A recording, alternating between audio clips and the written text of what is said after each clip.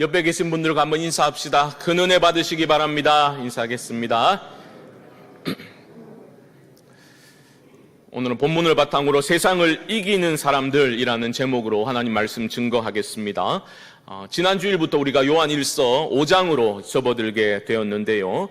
지난 주일에 우리가 1절로 3절의 말씀을 보았습니다. 거기서 사도는 하나님으로부터 난 사람들, 즉 구원 얻는 참 믿음을 가진 하나님의 자녀들이라면 분명히 보여주는 나타나는 세 가지 특징이 있다라고 말하였습니다.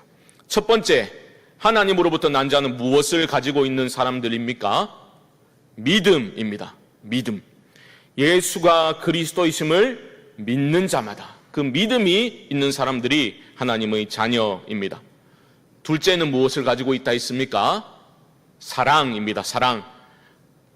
사랑 자체이신 하나님 아버지로부터 났기 때문에 우리는 하나님을 사랑하고 지체들, 옆에 있는 형제 자매들을 사랑하는 모습을 나타내게 됩니다. 마지막 세 번째는 무엇입니까? 순종입니다. 하나님의 계명을 지켜 순종하는 자들의 모습으로 나타나게 됩니다. 3절 상반절을 다시 한번 보시죠. 하나님을 사랑하는 것은 이것이니 우리가 그의 계명들을 지키는 것이라. 사도는 우리가 사랑이라고 하면 어떤 추상적인 감정으로만 생각할까 봐 곧바로 이렇게 그런 생각들을 차단하는 말씀을 하고 있지요. 사랑은 그의 계명들을 지키는 것이다.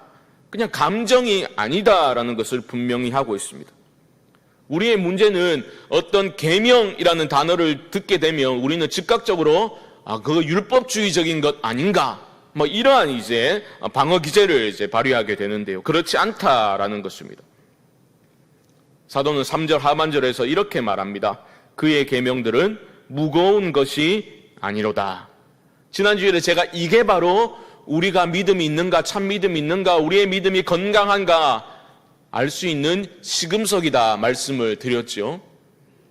하나님의 계명, 주님의 말씀이 나에게 약속의 축복으로 다가오는가, 아니면 짐스러운 의무로 무겁게 느껴지는가, 그것을 보고서 우리의 신앙 상태를 판단할 수 있다 말씀을 드렸습니다.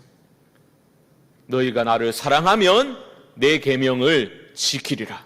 우리 주님 그렇게 말씀하셨습니다. 사랑의 관계 안에서 순종이, 진정한 순종이 이루어지는 것입니다. 그러므로 만약 우리가 주님의 계명, 하나님의 말씀이 그냥 무겁게만 느껴진다면 내가 하나님과 어떤 관계에 있는가, 나는 정말 하나님과 사랑의 관계를 잘 유지하고 있는가, 그것을 반드시 점검해 보셔야 합니다. 시편 150편 중에 여러분 가장 긴 시편이 몇 편이지요? 119편이잖아요. 119편은 사실 율법에 대한, 계명에 대한 찬양으로, 노래로 가득 차 있습니다. 계속해서 규례들, 계명들, 율법이라는 단어가 계속해서 시편 119편에서 등장하고 있는데요. 그 시의 분위기를 보십시오. 어떻습니까? 절대로 무겁기만 한 것이 아니다라는 것을 여러분 발견하게 되실 겁니다. 시인은요, 계명을 즐거워하고 생명처럼 여기고 기뻐하고 있음을 우리는 쉽게 발견할 수 있습니다. 중요한 것은 무엇이냐? 그 기뻐하고 있는 시인의 모습 속에는 계명을 지켜 순종하는 것, 그것이 바로 하나님을 추구하는 것으로 나타나고 있다라는 겁니다. 계명과 하나님 사랑하는 것은 별개가 아니라는 겁니다. 예를 들어서 119편 10절 말씀 한번 보시죠. 제가 읽습니다. 내가 전심으로 주를 찾았사오니 주의 계명에서 떠나지 말게 하소서. 주님을 찾는 것과 그 계명이 분리되고 있지 않습니다. 16절 말씀은 이렇게 말합니다. 주의 율례들을 즐거워하며 주의 말씀을 잊지 아니하리이다. 여러분, 시인의 표정을 한번 상상해 보십시오. 아니, 무슨 계명이 이리도 많아. 이거 지킬 수도 없고, 이거 안 지킬 수도 없고, 너무 많구나, 미치겠다. 이런 태도는 전혀 발견되지 않습니다. 오히려 하나님을 사랑하고 하나님을 추구하는 그러한 갈급함이 계명에 순종하고자 하는 시인의 그런 태도에 그런 열정으로 나타나고 있음을 보게 됩니다. 20절 말씀도 읽어드립니다. 주의 규례들을 항상 사모함으로 내 마음이 상하나이다. 나의 마음이 상할 정도로 항상 하나님의 계명과 그 규례를 사모한다, 이렇게 말하고 있죠. 또 35절에서는 계명을 즐거워한다라는 것을 이렇게 말하고 있습니다.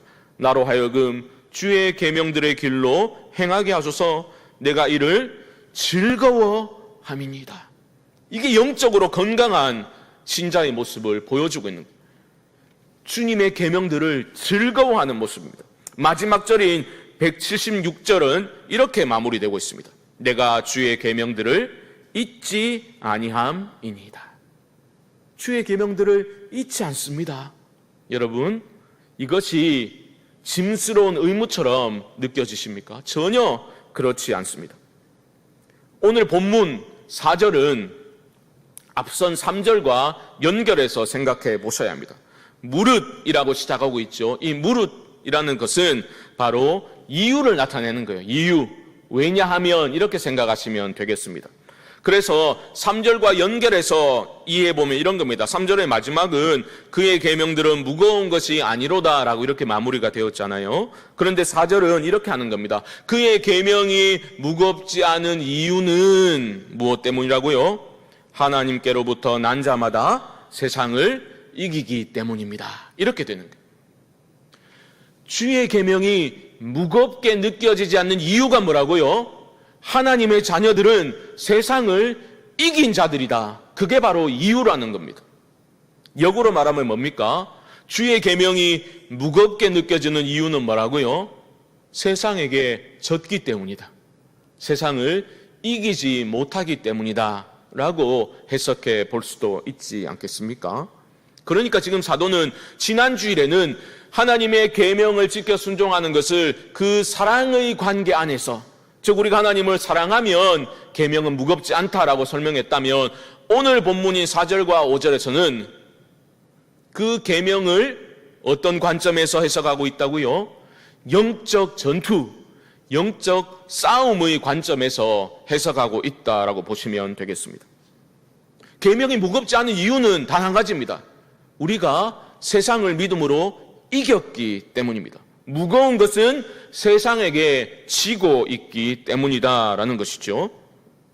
여러분, 하나님께로부터 난 사람은 이 세상에서 살아가지만 이 세상에 속한 자로 살아가지는 않습니다.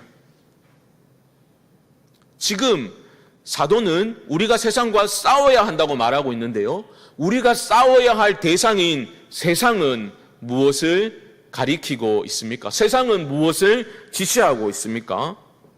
여기서 싸워야 될 세상은 우리가 발붙이고 살아가는 우리의 삶의 자리를 의미하지 않습니다.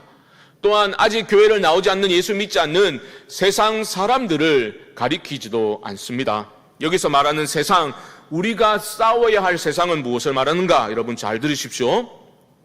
바로 인간의 존재 목적인 하나님을 영화롭게 하기 위한 우리의 모든 노력들을 가로막고 있는 모든 것이 바로 세상이다라는 겁니다. 달리 표현하면 세상이라는 것은 하나의 세력입니다. 거대한 세력, 하나님을 대적하는 힘입니다. 하나님의 존재를 부인하고 하나님이 기뻐하시는 하나님의 가치와 원리를 비웃고 조롱하는 악한 가치관과 시스템과 경향성을 일컬어서 지금 사도는 세상이라고 말하고 있는 겁니다.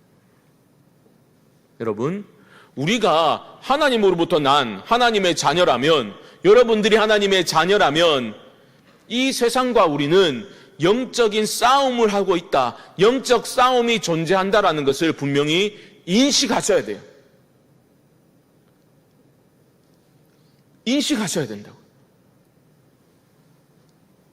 영적 싸움이 있다는 것을 인식조차 하지 못하고 너무나 아름다운 세상이에요, 이런 태도로 살아간다는 것은 이 세상의 가치관에 동화되어서 설득당해서 살아가고 하나님의 거룩한 부르심에 응답할 수가 없게 되는 겁니다. 아니, 싸움이 있는지도 모르는데 어찌 승리할 수가 있겠습니까?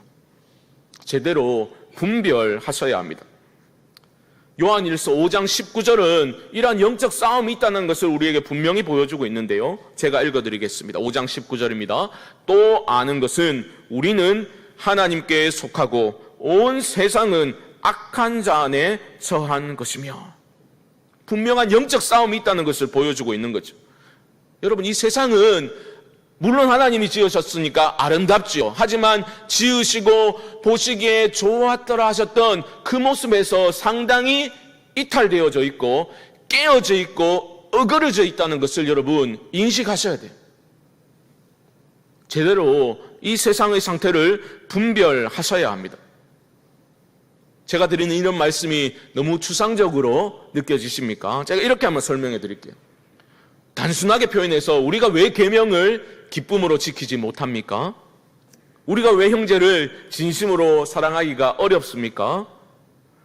하나님의 가치관이 아니라 세상의 가치관에 우리의 마음이 장악당해져 있기 때문입니다. 장악당했기 때문에 그런 거예요. 세속적인 생각과 세상적인 가치관이 우리의 마음을 장악하고 있기 때문에 계명을 지키는 게 너무 힘든 거예요. 세상은 어떻게 가르칩니까? 너의 마음 상해가면서까지 무슨 다른 사람을 배려하냐고. 그건 바보 같은 짓이라고 계속해서 말하죠. 네 행복이 우선이야. 그것만 생각해. 사실 이러한 자기중심성, 자기애가 바로 죄의 본질 아닙니까? 세상은 끊임없이 이런 것들을 우리에게 주입하려고 하죠. 세상의 가치관으로 우리가 물들게 되면 사람들을 있는 그대로 그 존재 자체로 받아들이는 것을 어렵게 여깁니다. 그런데 세상은 사람을 어떻게 분류하고 평가합니까? 사람을 존재로 보지 않고 그 사람이 가지고 있는 어떤 소유로 사람을 판단하지요. 우리가 이런 세속적인 생각에 물들어 있다면 교회 안에서 어떻게 그리스도 예수 안에서 우리는 하나다라는 것이 제대로 느껴지고 체험될 수 있겠습니까? 이 세상을 따라가고 있는 거죠. 예전에 10여 년 전이지 싶은데요. 이런 어떤 세속적인 마인드를 드러내주는 광고 카피, 제가 굉장히 충격적으로 제가 여러분에게 설명해 드린 기억도 납니다만은 자동차 광고입니다. 유명한데요. 이렇게 시작되죠. 요즘 어떻게 지내냐는 친구의 질문에 뭐로 대답했다고요? 스텔라 이렇게 하면 안 되고 그랜저로 대답했습니다. 요즘 어떻게 지내? 친구가 질문하니까 그랜저로 대답했다는 거예요. 내가 이 정도 살고 있다. 자기의 존재를 자기의 소유로 증명하려는 그러한 세상의 방식이죠. 요즘은 최근에는 그랜저가 좀 약한지 바뀌었다고 하더라고요. 요즘 어떻게 지내냐는 친구의 질문에 이번 국민지원금 대상자가 아니라고 대답했습니다. 무슨 말인지 모르는 분들은 마치고 저를 찾아오시기 바랍니다. 우리가 가진 소유로 우리가 어떠한 존재인가를 자꾸 증명하라고 하는 것이 이 세상의 방식, 세상의 가치관입니다. 하나님이 기뻐하시는 가치관이 아니에요. 그런데 거기에 물들어 있으면 교회 안에서도 그런 것들로 사람들을 분류하고 그렇게 모이게 되는 거죠. 교회가 교회될 수 없는 것입니다. 이게 영적인 싸움이에요. 너희가 하나님과 재물을 겸하여 섬길 수 없느니라. 우리 주님이 말씀하셨던 것처럼 우리는 이 세상과 하나님을 동시에 사랑할 수 없습니다. 두 사랑은 우리 안에 공존하는 것이 불가능합니다. 우리는 이미 앞선 요한일서 2장에서 이것을 분명히 보았지요. 요한일서 2장 15절 말씀 보여주십시오. 제가 읽습니다. 이 세상이나 세상에 있는 것들을 사랑하지 말라. 누구든지 세상을 사랑하면 아버지의 사랑이 그 안에 있지 아니하니. 세상을 사랑하고 세상의 세속적인 가치관을 사랑하고 거기에 동화되어 있으면 아버지를 사랑할 수 없다는 거예요. 사도 바울은 로마서 12장 2절에서 분명히 이런 것을 지적하고 있습니다. 제가 읽습니다. 너희는 이 세대를 본받지 말고 오직 마음을 새롭게 함으로 변화를 받아 하나님의 선하시고 기뻐하시고 온전하신 뜻이 무엇인지 분별하도록 하라. 사랑하는 성도 여러분, 이 세상의 깨어짐과 하나님이 기뻐하시는 가치관이 무엇인지를 올바로 분별하실 수 있기를 바랍니다. 이것을 인식하고 분별하지 못하면 결코 세상에 대해서 승리할 수가 없습니다. 제대로 분별하게 될 때에 여러분, 세상의 것들에 대한 철저한 실망이 따라오게 될 겁니다. 오해하지는 마십시오. 이것은 허무주의가 아닙니다. 하지만 허무주의가 아니라 무엇이 일시적인 것이고 어떤 것들이 공허한 것이고 내가 그토록 집착하고 의지하고 어떤 나의 소망을 정초했던 그 모든 세상의 것들이 얼마나 덧없는지를 제대로 깨닫게 되는 거예요. 그러한 것들이 영원한 것이 아니라는 것을, 내 소망을 정초할 대상이 아니라는 것을 우리가 깨달을 때 철저한 실망이 일어나게 되겠죠. 그 실망이 있을 때에만 참된 소망이 피어오르게 되는 겁니다. 여기에는 적당히가 없는 거예요. 영원에 눈을 뜨게 될 때에 무엇이 일시적인 것이고 무엇이 영원한 것인지를 바로 보게 되는 것이고, 그때는 허무주의가 아니라 뭐 세상 것 다 필요 없다 이런 것이 아니라 제대로 감사하고 하나님 허락하신 자녀든 재물이든 시간이든 재능이든 그 모든 것들을 제대로 사용하고 말 그대로 정말 하나님의 영광을 위해서 우리의 존재 목적에 부합되는 삶을 제대로 살아갈 수 있게 되는 것입니다. 사랑하는 성도 여러분, 우리 모두가 이 세상의 깨어짐을 제대로 인식하고 우리 앞에 영적인 전투가 있다는 것을 제대로 인식하여서 이 세상에 동화되지 아니하고 믿음으로 세상을 이기며 나아가실 수 있기를 주님의 이름으로 축복합니다. 오늘 본문인 4절과 5절에서 이러한 세상을 이기다라는 표현이 3번 나오고 있습니다. 몇 번요? 3번 나오고 있어요. 4절에 2번, 5절에 1번, 세상을 이기다라는 것이 3번 나오고 있는데요. 이것은 2번째 나오는 그 승리가 처음과 3번째 나오는 승리의 근거가 된다라는 것을 여러분 기억하셔야 합니다. 말이 복잡한데 단순한 내용입니다. 2번째 나오는 그 세상을 이기는 것은 원문을 보게 되면 부정과거 시제로 되어 있어요. 이건 언제 사용되는 시제냐 하면요, 이미 성취된 어떤 확정적인 행위를 표현할 때 사용되는 시제입니다.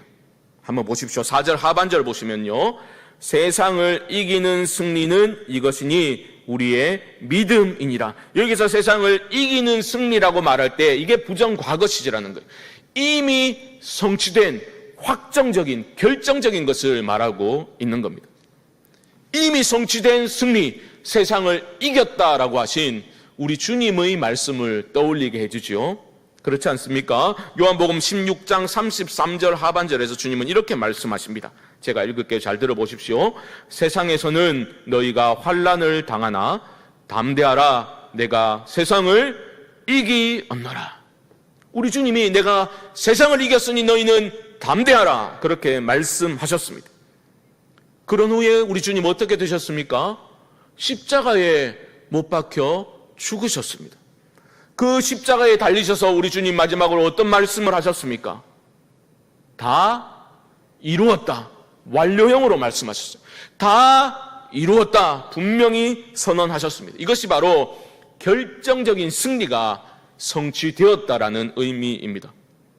근데 우리는 좀 의아하게 생각하죠. 도대체 뭘 다 이루었다는 말인고? 십자가 죽음 후에도 여전히 전쟁이 있고 여전히 기근으로 사람들이, 어린아이들이 죽어나가고 범죄와 각종 상처들과 깨어짐이 이렇게 넘쳐나는데 우리 주님 도대체 무엇을 다 이루셨단 말인가? 우리는 의문을 가질 수 있겠죠. 하지만 주님이 다 이루었다 말씀하신 것은 너무나 중요한 것을 이루셨다는 말씀입니다. 바로 하나님께 우리가 나아갈 수 있는 그 죄 문제를 해결해 주셨다라는 거예요. 하나님께 나아갈 수 있도록 근원적인 그 가로막고 있던 모든 죄의 문제를 우리 주님이 해결해 주셨다. 그게 바로 다 이루었다라는 주님이 하신 말씀의 의미입니다. 하나님과 원수된 자들이 이제 하나님의 자녀가 될 수 있는 그 생명과 구원의 길을 십자가 위에서 죽으심으로 자신의 전 존재를 던져서 그 길을 내어주셨다라는 것이 바로 다 이루었다라고 하신 말씀의 의미입니다. 세상을 이기는 승리는 이것이니 우리의 믿음이니라. 우리는 그걸 믿는 거예요. 그 결정적인 십자가 승리의 사건을 우리는 믿음으로 받아들이는 겁니다. 이게 너무너무 중요하죠. 믿음으로써 우리는 어떻게 됩니까? 내가 믿을 때 예수님의 죽음이 나의 죽음이 되는 거예요. 그리고 예수님의 부활이 내가 새 생명으로 태어나는 것이 되는 것입니다. 그게 믿음의 능력입니다. 그렇기 때문에 이 결정적인 승리는 나의 경험으로 보면 무엇입니까? 나의 회심 사건을 가리키는 것이기도 합니다. 내가 예수 믿고 죄 사함 받아 하나님의 자녀가 된 그 회심 사건이 나에게 있어서는 세상을 향한 첫 번째 승리가 되는 거예요. 나의 첫 번째 승리는 나의 회심입니다. 예수 믿음으로 세상을 이긴 거예요. 하나님의 자녀가 된 것입니다. 소속의 변화가 일어나게 된 것입니다. 여러분, 이 승리에 대한 확신이 여러분 분명히 있어야지만 우리가 이 땅을 살아가면서 지속적으로 승리하는 삶을 살 수가 있는 겁니다. 편지의 수신자들인 그 당시 사도 요한의 편지를 받아 읽었던 그 성도들은 그 믿음이 있었습니다. 그 믿음이 있었기 때문에 교회를 어지럽히던 영지주의 이단들과의 싸움에서도 싸워 이길 수 있었던 거예요. 구원 얻는 참 믿음이 있으면 우리가 앞에서 살펴본 것처럼 성령의 기름 부음이 있기 때문에 우리가 이길 수 있는 거예요. 내 믿음을 지킬 수 있는 것입니다. 우리 모두가 예수 그리스도의 십자가 복음을 바로 알고 믿어서 주님 안에서 이루어진 놀라운 승리와 우리 존재의 변화를 분명히 기억하시고 승리의 삶을 살아가실 수 있기를 주님의 이름으로 축복합니다. 복음을 바로 하셔야 돼요. 십자가가 무엇인지를 바로 아셔야 합니다. 두 번째 나오는 그 승리가 결정적인 승리라면 처음과 마지막 세 번째 나오는 승리, 이 세상을 이기는 그 승리는 우리가 이 땅을 매일의 삶을 살아가면서 지속적으로 누려야 할 승리입니다. 두 번째가 결정적 승리라면 처음과 마지막 세 번째의 승리는 지속적으로 누려야 할 승리를 사도는 말하고 있는 겁니다. 이게 너무 중요하죠. 우리 주님이 결정적인 승리를 십자가에서 이루셨어요. 그렇다고 해서 그 승리가 자동적으로 내 삶에 적용되는 것은 아닙니다. 여러분 경험으로 다 알고 계시잖아요. 매일 승리하십니까? 그렇지 못하잖아요. 우리의 믿음이 요구가 되는 겁니다. 믿음으로 살아야 지속적인 승리를 거두며 하나님을 사랑하면서 기쁨으로 순종하면서 이 땅을 살아갈 수 있습니다. 5절 말씀을 보십시오. 오늘 본문 5절 함께 읽겠습니다. 시작. 예수께서 하나님의 아들이심을 믿는 자가 아니면 아멘. 여러분, 믿음의 핵심은 예수님이에요. 예수님이 하나님의 아들이심을 분명히 믿어야 합니다. 하나님의 아들이신 예수님이 인간의 몸을 입고 성육신 하셨습니다. 참 빛으로 이 어둠 가운데 우리 주님이 친히 오셨습니다. 그리고 우리를 살리기 위해서 하나님과 우리를 화목하게 만들기 위해서 화목 제물로 자신을 십자가에 내어주셨습니다. 그렇죠? 그 주님을 우리는 믿는 거예요. 오늘 굉장히 제가 반복해서 말씀드리고 있는 것 중에 하나가 오늘 이것만은 꼭 기억하셔야 돼요. 우리 기독교 신앙의 핵심 중 핵심은 무엇이냐? 내가 예수를 믿는 거예요. 그 믿음이라는 것은 내가 예수 믿을 때 예수와 함께 죽고 예수와 함께 사는 거예요. 기독교 믿음의 핵심은 내가 죽고 내 안에 예수가 살아 역사하는 것이 바로 믿음의 핵심입니다. 이 핵심을 놓치기 때문에 우리는 승리의 삶을 살지 못하죠. 승리를 누리지 못하죠. 적당히 세상과 타협하며 살고 복음의 능력을 경험하지 못하고 그렇게 무기력하게 어쩌면 종교적인 형식에 얽매여서 그렇게 신앙생활을 하며 살아납니다. 내가 죽고 내 안에 예수께서 살아 역사하셔야 되는데 우리는 죽지 않았습니다. 이번 주 기독신문을 제가 보니까요, 통계를 보니 우리 합동교단 2019년 말부터 2020년 말까지 1년 동안 우리 합동교단에 속한 우리 교회들 중에 성도의 수가 17만 명 이상이 줄었다고 합니다. 1년에 17만 명 이상이 줄었다. 저마다 많이 위기라고 우려의 목소리를 냅니다. 그렇겠죠? 하지만 진정한 위기는 성도 수가 주는 게 아니에요. 진정한 위기는 뭡니까? 우리가 예수를 바로 믿지 않는 게 진정한 위기예요. 교회가 문 닫는다, 성도 수가 준다, 물론 위기로 말할 수 있겠죠. 위기 맞습니다. 하지만 진정한 위기는 성도 수가 줄어드는 게 아니라 우리가 예수를 바로 믿지 않는 게 진정한 위기 아니겠습니까?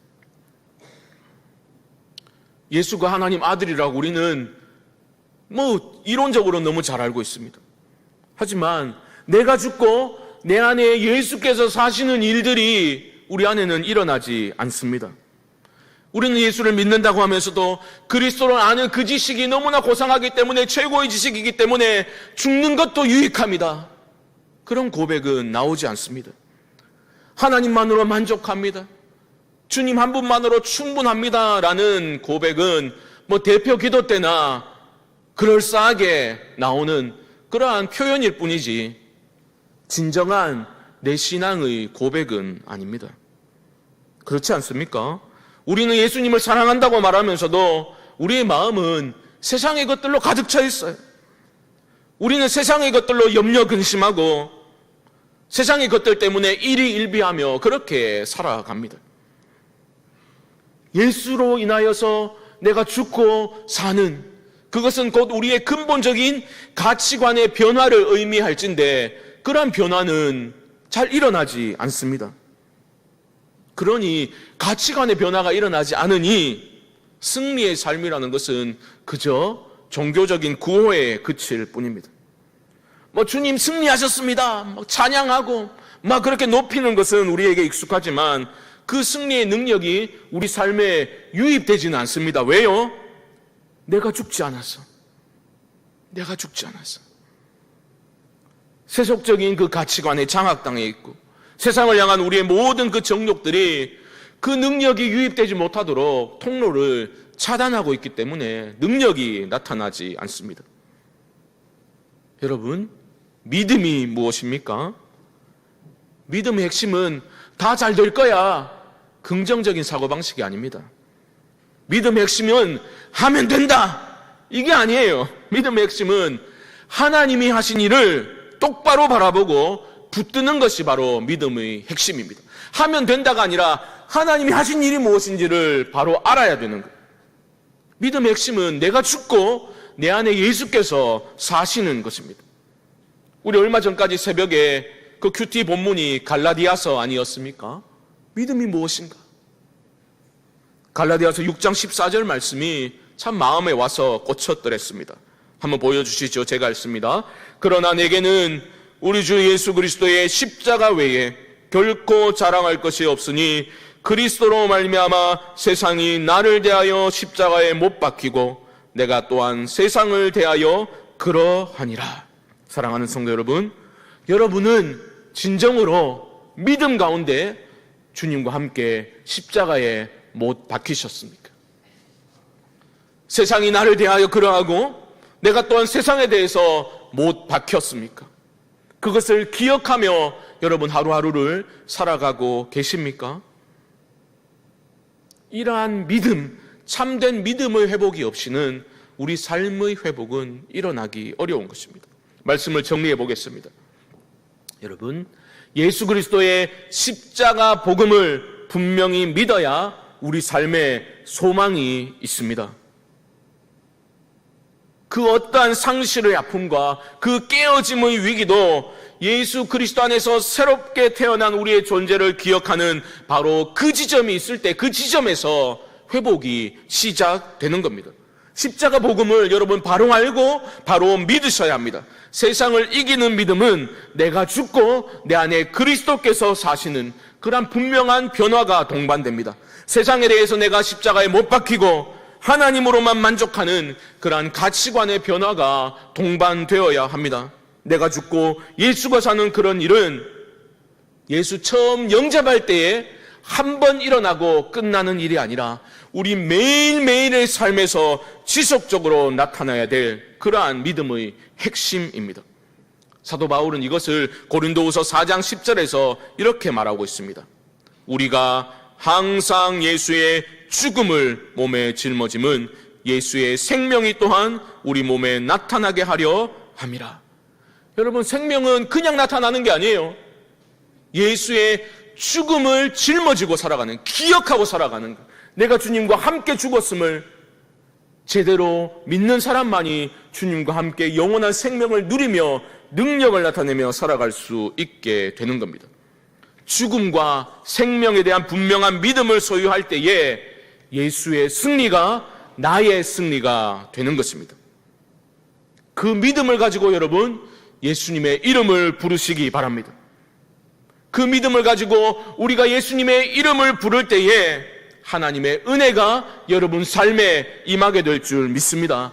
하나님의 은혜가 임하게 되면 나의 문제는 작아지고 모든 염려와 두려움과 그 어떠한 중독에서도 여러분 벗어날 수 있습니다. 믿음으로 예수의 이름을 부르실 수 있기를 주님의 이름으로 축복합니다. 여러분들이 어떠한 삶의 자리에서 그 어떠한 상실의 고통과 절망적인 상황에 있다 하더라도 주님의 이름을 믿음으로 부르신다면 우리 주님께서 여러분들의 삶을 붙들어 주시고 건져 주실 줄 믿습니다. 믿음으로 주를 의뢰하며 우리가 하나님을 의지할 때에 우리 인생의 담을 뛰어넘는 역사가 일어나게 될 것입니다. 마지막으로 사도 바울의 그 신앙 고백에 우리의 믿음을 담아서 우리 갈라디아서 2장 20절 말씀을 한번 읽고 말씀을 마치도록 하겠습니다. 자막을 보시면 함께 읽겠습니다. 시작. 내가 그리스도와 함께 십자가에 못 박혔나니 그런즉 이제는 내가 사는 것이 아니요 오직 내 안에 그리스도께서 사시는 것이라. 이제 내가 육체 가운데 사는 것은 나를 사랑하사 나를 위하여 자기 자신을 버리신 하나님의 아들을 믿는 믿음 안에서 사는 것이라. 아멘. 이 한 주간도 이 믿음 안에서 승리의 발걸음을 이어나가실 수 있게 되기를 주님의 이름으로 간절히 축원드립니다.